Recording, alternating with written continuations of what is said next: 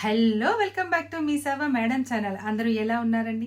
మనకి ఈరోజు వీడియో అయితే కనుకండి, ఏపీ సర్కారు పెన్షన్స్ మీద, ఇళ్ల పట్టాల మీద కూడా సర్వేను నిర్వహిస్తున్న సంగతి మీ అందరికీ తెలిసిందే కదండి. దానివలన మనకి సంక్షేమ పథకాలు చాలా వరకు కూడా అనర్హత లేని వాళ్ళు పొందుతున్నారని, అలాగే ఇళ్ల పట్టాలు కూడా ఒకరి పేరు నుండి ఇళ్ల పట్టాలు ఇంకొకరి పేరున ట్రాన్స్ఫర్ అయ్యాయని చెప్పి, అలాగే ఒకరు ఉండవలసిన ఇంట్లో ఇంకొకరు ఉంటున్నారన్న చాలా రకాల ఫిర్యాదులు గవర్నమెంట్ దృష్టికి వెళ్ళడం వల్ల వీటన్నిటి మీద కూడా సర్వేనైతే కనుక నిర్వహిస్తున్నారని, అలాగే సంక్షేమ పథకాలు కూడా చాలా అర్హత లేని వాళ్ళందరూ పొందుతున్నారని చెప్పి, ఒకప్పుడు ఉన్న అంటే చాలామందికి దివ్యాంగుల పెన్షన్ ఒకప్పుడైతే కనుక వాళ్ళకి ప్రాబ్లం వచ్చి తీసుకుంటున్నారు. అలాంటి వాళ్ళు ఇప్పుడు సెట్ అయిపోయినా సరే వాళ్ళు మళ్ళీ పెన్షన్ పొందుతున్నారు. దీనివల్ల పెన్షన్స్ అన్నీ కూడా చాలామందికి అర్హత లేకపోయినా చేరుతున్నాయి అన్న ఉద్దేశంతో మన ఏపీ సర్కార్ అయితే కనుక సర్వే నిర్వహించిందండి. దానిలో భాగంగా ఈ సర్వే ఎప్పుడు కంప్లీట్ అవుతుంది, ఈ సర్వే కంప్లీట్ అయిన తర్వాత కొత్తవి ఇస్తారు. అలాగే రేషన్ కార్డ్స్ కూడా మనకి ఇప్పటి వరకు కూడా రాలేదు కదండి. ఇంకా చెప్పాలంటే కనుక అందరికీ ఇల్లు అన్నారు, ఇది అప్పటి నుంచి స్టార్ట్ అవుతుంది. వీటన్నిటి గురించి మనం డీటెయిల్గా తెలుసుకుందామండి. ఎవరైతే సబ్స్క్రైబ్ చేయకుండా చూస్తున్నారో ప్లీజ్ సబ్స్క్రైబ్ మై ఛానల్ మీ సేవ మేడం ఛానల్లో లైక్ ఇస్తే ఎన్నో వీడియోస్ మీ ముందు తీసుకురాగలుగుతాం అన్నమాట. అయితే ప్రస్తుతం అయితే కనుక పెన్షన్లపై సర్వే మనకి గత 2 నెలల నుంచి కూడా జరుగుతూనే ఉంది కదండి. ఈ సర్వే అయితే కనుక మనకి ఎలా అంటే కనుక దివ్యాంగుల పెన్షన్ ఉందండి. చాలామందికి ఏంటంటే గతంలోని వాళ్ళకి సదరం సర్టిఫికేట్ తీసుకున్నారు, పెన్షన్ అయితే వస్తూ ఉంది. కానీ అంటే ప్రజెంట్ ఏంటంటే వాళ్ళకి ఆ అస్వస్థత తగ్గిపోయి మామూలుగా ఉన్నా సరే మళ్ళీ ఆ పెన్షన్ కంటిన్యూ అవుతుంది.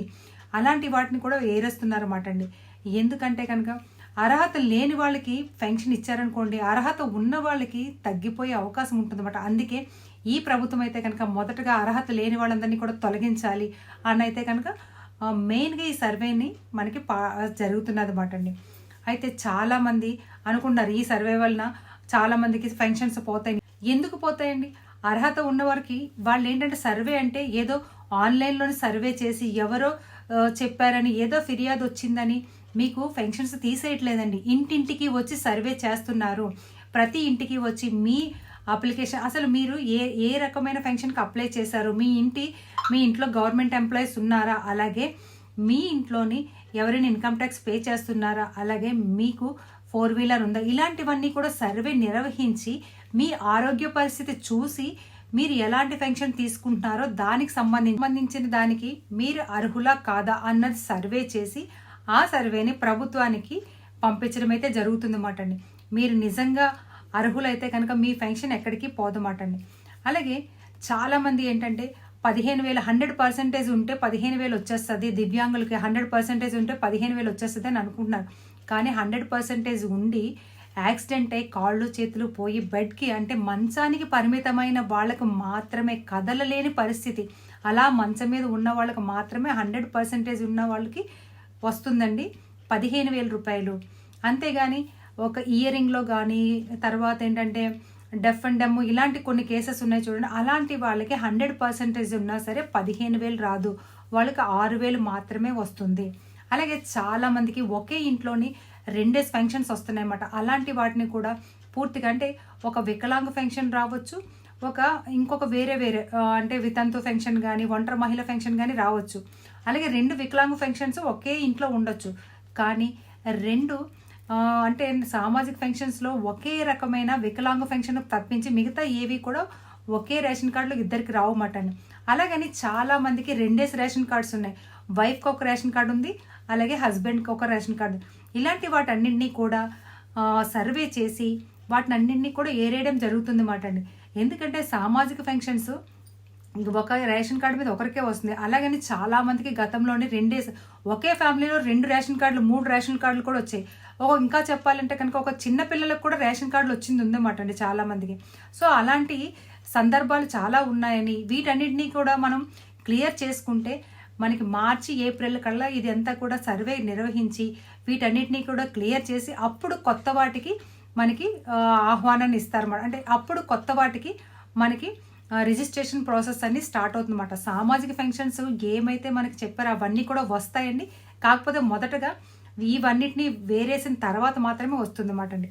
అలాగే అందరికీ ఇల్లు అన్నది రిజిస్ట్రేషన్స్ అన్నారు. కానీ చాలామంది ఏంటంటే గతంలో ఇల్లు ఉన్నాయి, ఆ ఇల్లు చాలామంది ఏంటంటే వాళ్ళు నివసించే సిచ్యువేషన్లో లేక ఆ ఇంటిని వేరే వాళ్ళకు ట్రాన్స్ఫర్ చేయడమో, లేదా ఆ ఇంట్లో వేరే వాళ్ళు నివసించడమో, లేదా ఆ ఇంటిని వేరే వాళ్ళకి అమ్మేయడమో, అలా చాలా చోట్ల జరిగేమాట అండి. సో అలాంటి వాటన్నిటికీ కూడా సర్వేలను అయితే కనుక చాలా చోట్ల నిర్వహించి 1 బై 1 చేసుకొని వస్తున్నారన్నమాట అండి. సో అలాంటి వాటన్నిటిని కూడా ఎవరైనా సరే వాళ్ళ పేరు వచ్చింది వేరే వాళ్ళ పేరును కానీ ఉండడం కానీ చేయడం కానీ వస్తే రద్దు చేస్తామని చెప్పడం అయితే జరుగుతుంది మాట అండి. ఇలాగ ఇవన్నీ రద్దు చేసిన తర్వాత అప్పుడు అందరికీ ఇల్లు ప్రోగ్రాం కింద మనకి గ్రామాల్లో అయితే కనుక 3 సెంట్లు, పట్టణాల్లో అయితే కనుక 2 సెంట్లు చొప్పున ఇస్తామని అయితే కనుక చెప్తున్నారండి మన ఏపీ సర్కారు. చాలామందికి గతంలోని ఇల్లు కానీ ఇల్లు పట్టాలు కానీ వచ్చాయండి. కానీ ఆ తర్వాత ఆ ఫ్యామిలీలో ఎవరైనా సరే గవర్నమెంట్ ఎంప్లాయీస్ ఉన్నారా, అలాగే ఇన్కమ్ ట్యాక్స్ కడుతున్నారా, అలాగే 4 వీలర్ ఉందా, వీటన్నిటినీ కూడా ఎంక్వైరీ చేస్తున్నారన్నమాట అండి. యాక్చువల్లీ ఇప్పుడైతే కనుక మన సిస్టంలో మన ఆధార్ కార్డ్ కానీ కొడితే, ఒక్క ఫ్యామిలీలో ఒక్క ఆధార్ కార్డ్ కొడితే చాలండి, మన డేటా అంతా కూడా వచ్చేస్తుంది అన్నమాట. ఇంటింటి సర్వేనే అవసరం లేదండి. కానీ ఏంటంటే కొన్ని చోట్ల అయితే కనుక ఇంటింటి సర్వే చేస్తున్నారు. యాక్చువల్లీ మనం సిస్టంలోనే ఆధార్ కార్డ్ కొట్టిన వెంటనే మనకు 4 వీలర్ ఉందా, ఇల్లు ఉందా, లేకపోతే గవర్నమెంట్ ఎంప్లాయీస్ ఎవరైనా ఉన్నారా, ఎవరు ఏం చేస్తున్నారో, చదువుతున్నారో లేదా, డేటా అంతా కూడా వచ్చేస్తుందండి. ఎక్కడ ఏది హైడ్ చేయడానికి లేదన్నమాట. మ్యాపింగ్ వల్ల మన డేటా అంతా కూడా సేవ్లోనే ఉంది. కానీ ఇలాగానే ఆన్లైన్లో చేయడం వల్ల కొంత ప్రాబ్లం వస్తుంది అని ఇంటింటి సర్వేని కూడా నిర్వహిస్తున్నారండి. దానికైతే కనుక విఆర్ఓలు కానీ రెవెన్యూ ఆఫీసర్స్ కానీ మొత్తం అందరూ కూడా వచ్చి సర్వేని అయితే కనుక నిర్వహిస్తున్నారన్నమాట. అలాగే ఫెన్షన్స్ అందుకుంటున్న వాళ్ళు కూడా వాళ్ళు ఫెన్షన్స్ సరిగ్గా తీసుకుంటున్నారా లేదా, అయితే ఫెన్షన్స్ తీసుకోవడంలో ఏదైనా ఇబ్బందులు జరుగుతున్నాయా, అలాగే ఫింగర్ ప్రింట్స్ పడకుండా ఐరిష్ ద్వారా కొంతమంది తీసుకుంటున్నారు, ఫింగర్ ప్రింట్స్ ద్వారా కొంతమంది తీసుకుంటున్నారు, ఎవరు ఎలా తీసుకుంటున్నారు, ఎవరు ఏ కండిషన్లో తీసుకుంటున్నారు, వీటన్నింటినీ కూడా సర్వే నిర్వహించి దాని ద్వారాగా ప్రభుత్వం దృష్టికి ఒక అంటే మార్చి ఎండింగ్ ఏప్రిల్ కల్లా కూడా దీన్ని ఒక లిస్ట్ అయితే కనుక ఇస్తారన్నమాట అండి. దాని తర్వాత మనకి ఇంకా ఏమైనా సంక్షేమ పథకాలు కానీ, కొత్తగా పెన్షన్స్ పెట్టుకోవడానికి కానీ, కొత్తగా ఇల్లు పెట్టుకోవడానికి కానీ ఇవన్నిటికీ కూడా అవకాశం అయితే కనుక మనకు వస్తుందన్నమాట అండి. సో ఎవరు కూడా టెన్షన్ పడొద్దండి. ఎందుకంటే సపోజ్ మనమే ఒక చోటు నుంచి ఇంకో చోటుకి వెళ్ళి అడ్జస్ట్ అవ్వడానికి కొంత టైం పడుతుంది కదండి. అలాగే గవర్నమెంట్ మారింది, మళ్ళీ ఇవన్నీ కూడా అడ్జస్ట్ అయితే అప్పుడు మళ్ళీ మనకు అన్నీ వస్తాయన్నమాట. ఇంకా మనకు రావాల్సినవి చాలా ఉన్నాయి. మొదటిగా అయితే కనుక రేషన్ కార్డు అంటున్నారు. సో ఈ రేషన్ కార్డు వస్తే కొంత సమస్య తీరిపోతుంది అన్నమాట అండి. యాక్చువల్లీ రేషన్ కార్డు వచ్చిన తర్వాత ఇవన్నీ పెట్టుకోవడానికి అయితే అవకాశం ఉంటుంది. నాకు తెలిసి మొదటగా అయితే కనుక రేషన్ కార్డే వస్తుందండి. ఆ తర్వాత ఇల్లు పెట్టుకోవడానికి, అలాగే ఇంకా చాలామంది అయితే కనుక ఫెన్షన్స్ పెట్టుకోవడానికి రెడీగా ఉన్నారండి. ఎందుకంటే చాలామంది ఫెన్షన్స్ పెట్టుకొని పెండింగ్లో ఉన్నాయి, కొంతమంది ఉన్నారు. అలాగే ఫెన్షన్స్ పెట్టుకోవడానికంటే గతంలోని సదరం సర్టిఫికేట్స్ అవి లేక పెట్టుకోకుండా చాలామంది ఉన్నారు. ఆ తర్వాత సదరం సర్టిఫికేట్స్ వచ్చాయి కానీ ఫెన్షన్ పెట్టుకోవడానికి అయితే అవ్వలేదండి. అలాగే విడో ఫెన్షన్స్ కానీ, ఒంటరి మహిళ ఫెన్షన్స్ కానీ, అలాగే ఇంకా భర్త చనిపోయిన వాళ్ళు భార్య పేరుకి ట్రాన్స్ఫర్ అవుతున్నాయి చూడండి, అవైతే కనుక చేస్తున్నామని చెప్తున్నారండి. వీటన్నిటికీ కూడా ప్రజెంట్ అయితే కనుక సచివాలయంలోనే చేస్తున్నారండి. వీటికి సంబంధించినవన్నీ మీ సర్వీస్కి అయితే ఏ రకమైన సంక్షేమ పెన్షన్లు ఇప్పటివరకు ఏది ఇవ్వలేదు మాట అండి. మరి ఫ్యూచర్లో ఇస్తారో ఎవరో కూడా తెలియదు మాట. ఇది మాట అండి మన పెన్షన్స్, ఇంటికి సంబంధించిన స్థలాలపైన ఈ సర్వే కంప్లీట్ అయిన తర్వాత మనకి ఏదైనా కొత్త సంక్షేమ పథకాలన్నీ కూడా వస్తాయన్నమాట అండి.